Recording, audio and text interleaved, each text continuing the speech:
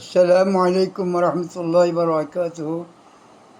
প্রিয় দোস্ত আহবাব, ভিউয়ার্স, সামিন, তারা যেখানে আছেন, দেশে বিদেশে প্রবাসী নিবাসে, আশা করি সবাই ভালো আছেন।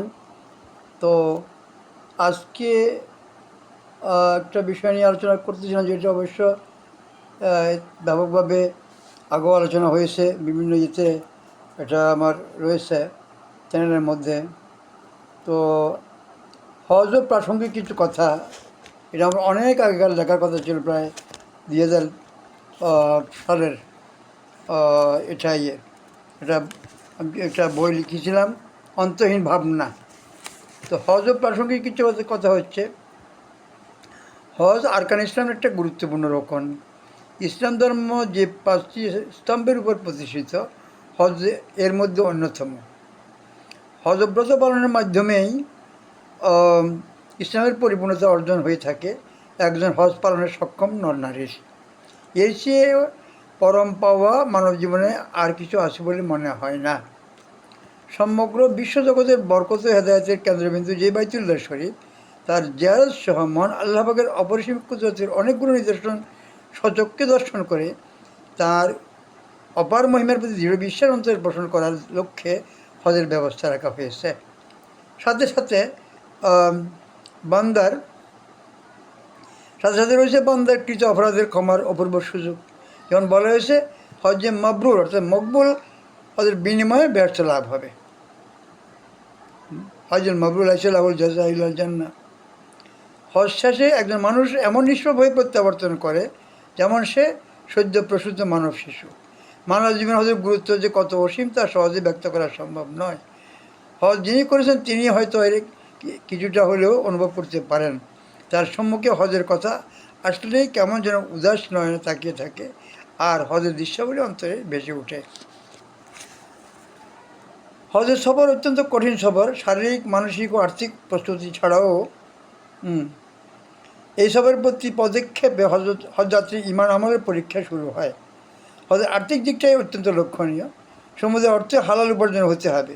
বিবিধ অবৈধ পন্থা অর্থ উপার্জন করে সে অর্থে হজ করা বৈধ নয়। এ ব্যাপারে শরীয়তের বিধিনিষেধগুলো ভালোভাবে জেনে নিতে হবে। অর্থ বৈধ হলেও আরও কিছু করণীয় থেকে যায়, যার প্রতি অধিকাংশ লোকে উদাসীনতা দেখা যায়। যেমন ধন সম্পত্তিতে ফুফুর হক, ভাই বোনের হক ছাড়াও অন্যান্য ওয়ারিশানের হক সম্পর্কে লক্ষ্য রাখতে হবে। পিতার জীবদ্দশায় তিনি বোনের হক আদায় করেননি একাছে বোনের হকের কথা বিশেষভাবে উল্লেখ করা হলো। এই জন্য যে নানা কারণে বোনেরা সহজে প্রত্যেক ধন সম্পদের ন্যায্য হিসাব পায় না। অনেক ক্ষেত্রে ভাইয়েরা বোনকে বঞ্চিত করে কিংবা তালবাহানা করে বঞ্চিত করতে দ্বিধা করে না। এমনি অবস্থায় প্রত্যেক সম্পত্তিতে ফুফুর হিস্সা না দেওয়ার কথা জানা থাকলে ফুফুর সে হক আদায় করে হজে যেতে হবে। তেমনিভাবে প্রত্যেক সম্পত্তি হতে ভাই বোনের হক আদায় না করে সেসব অর্থে হজ আদায় করা থেকে বিরত থাকতে হবে। অনেকে বলে থাকে, আরে বোনেরা আর কি নেবে, এমনিতে কিছু দিয়ে দিলে হবে। বোনের দুর্বলতার সুযোগ নিয়ে এমন অন্যায় কাজ করা আদৌ ন্যায় ও আইনসম্মত নয়। বাপের বাড়িতে হয়তো আসা যাওয়া বন্ধ হয়ে যাবে, ভাই ভাবির কাছে অপ্রিয় হয়ে যাবে, এমন আশঙ্কা করে অনেক বোনেরা হক নিতে আসে না কিংবা চায় না। এমনও শোনা যায় অনেক ভাই ভাবি কথায় কথায় বলেও ফেলে, হক নিয়ে গেছিস, এখন আবার এত আবদার কিসের? এটা জঘন্য অপরাধ। হক নেওয়া এক কথা, রক্তের সম্পর্কের সাথে সদ্ব্যবহার অন্য কথা। এমন কোনো বোন আছে কি যে পৈতৃক হক চাইবে না, অথচ নিজের সন্তান সন্ততি নিয়ে অনেক কষ্টে জীবনযাপন করবে? কখনো নয়। আমি বলছিলাম, হজের সফরের পূর্বে অপরের হক অর্থাৎ প্রাপ্য চুকিয়ে দেওয়া কিংবা তাদের সাথে আলাপ আলোচনার মাধ্যমে অনুমতি নিয়ে যাওয়া। বান্দার উপর আল্লাহ হকের পক্ষ থেকে দু ধরনের হক থাকে। একটা হলো আল্লাহর হক, অপর হলো মকরুহের হকুল এবাদ যেটাকে বলা হয়। তাই হজে যাওয়ার পূর্বে এই দুই হকের ব্যাপারে যথাসাধ্য নির্দয় হয়ে যেতে হবে। আর আমাদের মাঝে আল্লাহর হক সম্পর্কিত সব কিছু ক্ষমা করে দেন। আর আমাদের মাঝে আল্লাহ হক সম্পর্কে সব কিছু ক্ষমা করে দেন এবং সংরব্বুল আলমিন। মুজদালাবায় মাপ হয় মখলুকের হক। তাই অপরের হক অনাদায়ে রেখে গেলে মুজদালাবায় তো আল্লাহর কাছে আটকা পড়ে যাবে। হাদিস শরীফ আছে, এক দানে বর্তমান 3 পয়সা। এটা অনাগের কথা। হক নষ্ট করার কারণে 700 রাকাত কবুল হওয়া নামাজের সব হকদারকে দিয়ে দিতে হবে।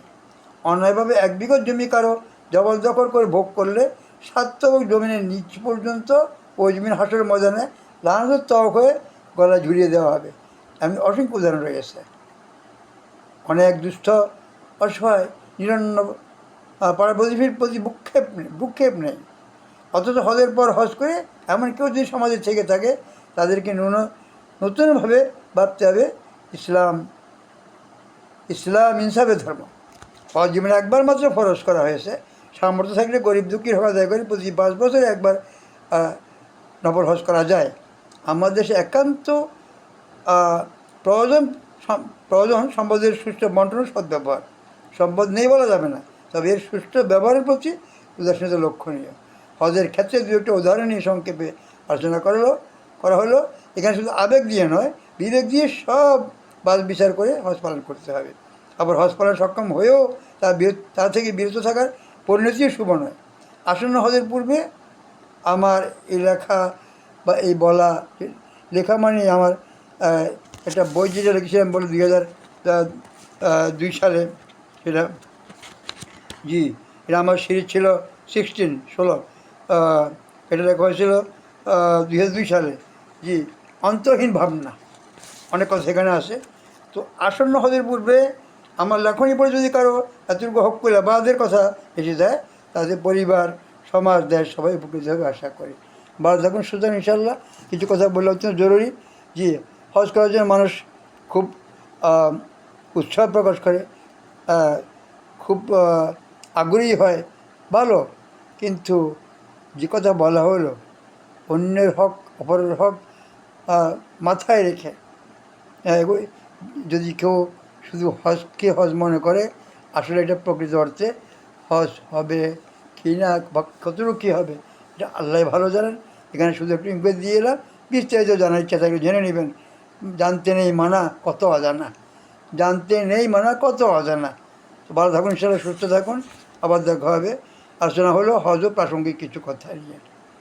আল্লাহ আমাদের সবাইকে বুঝবার তৌফিক দান করেন এবং হজের মতো হজে মবরুর যেটা হয়, এটা আমাদের অবশ্যই মকবুল হবে। এই কাজগুলো যে আমলগুলো করলে সেটাই আমাদের নসিব। হাজুল মবরুল আইসা বলতে জান না, বাস সোজা কথা। তো আমি অন্যদিকে গেলাম না, হজের সাথে প্রাসঙ্গিক রোজা জিয়ারত আসে, মদিনা মুনাওয়ারা যাওয়ার কথা আসে, আমি সেদিকে গেলাম, শুধু হজ সম্বন্ধে কথা বললাম আমি। তো ভালো থাকুন, ইনশাআল্লাহ সুস্থ থাকুন, আবার ইনশাআল্লাহ দেখা হবে। আমার তৌফিক ইল্লা বিল্লাহ আলাইহি তাওয়াক্কালতু ওয়া ইলাইহি উনীব।